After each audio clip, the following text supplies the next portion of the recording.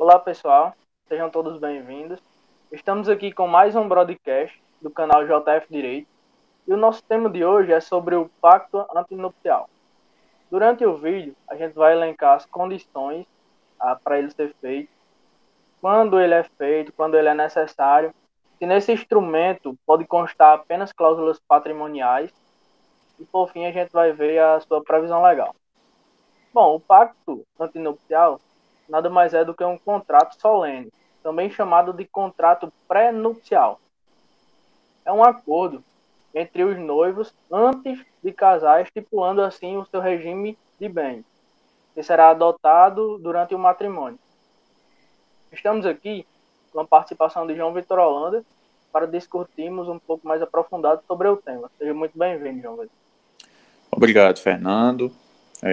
Boa noite. Boa noite aos nossos ouvintes, aos nossos telespectadores, né, do nosso canal. E, como você disse, né, estamos aqui para falar sobre o pacto antinupcial, né, também conhecido como contrato pré-nupcial, que consiste exatamente nisso, como você bem definiu, que é um acordo, um contrato, né, um pacto feito pelos noivos antes do casamento que busca justamente estipular, né, acordar como será definido a comunhão de bens do casal e também para aspectos extra-patrimoniais também, principalmente patrimoniais, mas aspectos extra-patrimoniais também, certo? Então, estamos aqui para dirimir qualquer dúvida, qualquer questionamento acerca do assunto, então você pode ficar muito à vontade. Pessoal, tem várias dúvidas aqui que elencaram nos comentários, perguntando acerca do regime adotado para o contrato. Se pode-se estipular um que não esteja descrito em lei. É possível essa situação? Sim, sim. O regime que vai ser definido, o regime patrimonial a ser definido pelos noivos, ele é de acordo com a conveniência dos noivos, certo? Ele pode ser adotado, ele pode ser formulado de acordo com o interesse dos noivos, né? Contando que ele não vá de encontro à lei, ele só não pode ferir a lei. Ele pode, inclusive, ser uma mescla de regimes que a gente já conhece, como o regime de comunhão parcial de bens, o regime de comunhão universal de bens, da separação convencional de bens, regime de participação final dos aquestos e por aí vai. Então, esse regime ele pode ser uma mescla de alguns regimes que já existem, ou pode ser um regime assim que não existe a sua previsão em lei. Ele só não pode ferir a lei, certo? Perfeito. Nesse pacto antinupcial, pode constar cláusulas também que não sejam patrimoniais, definindo assim o regime de bens? Perfeito. Exatamente. Podem constar, o seu principal objetivo são as questões patrimoniais, né, mas podem sim constar cláusulas não patrimoniais.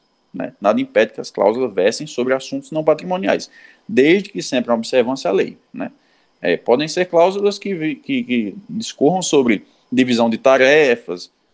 Um outro exemplo seria até estipular como ficaria a visita a animais domésticos, a animais de estimação, né, que o casal vem adquirir, um possível divórcio, como ficaria a questão de visita desse animal. Então, tudo isso pode ser acordado no pacto antinupcial. No que pese a previsão legal do pacto antinupcial, quais artigos vai sobre esse acordo? Bom, o pacto regido no Código Civil, é? Isso, perfeito. O pacto antinupcial está no Código Civil, né, ao longo dos artigos 1653 até o 1657. Eu andei lendo os artigos e vi que a instituição dele é por meio de escritura pública, e ele será ineficaz se não seguir o casamento. Ou seja, eu entendi que, mesmo feito o pacto, se não houver o casamento, ele não produz efeito jurídico. É isso? Esse meu entendimento? Perfeito, exatamente. Isso mesmo. E o pessoal está com uma dúvida também aqui, a questão dos menores. Ele pode celebrar esse acordo, esse pacto jurídico? Sim, inclusive consta nesses artigos que eu mencionei, né, que sim, o menor de 18, né, maior de 16, menor de 18, ele pode celebrar o pacto. Contudo, o pacto fica condicionado à aprovação do seu representante legal, né. com a exceção da hipótese do regime obrigatório de separação de bens, né? Mas, em regra, ele fica condicionado à aprovação do representante legal do menor.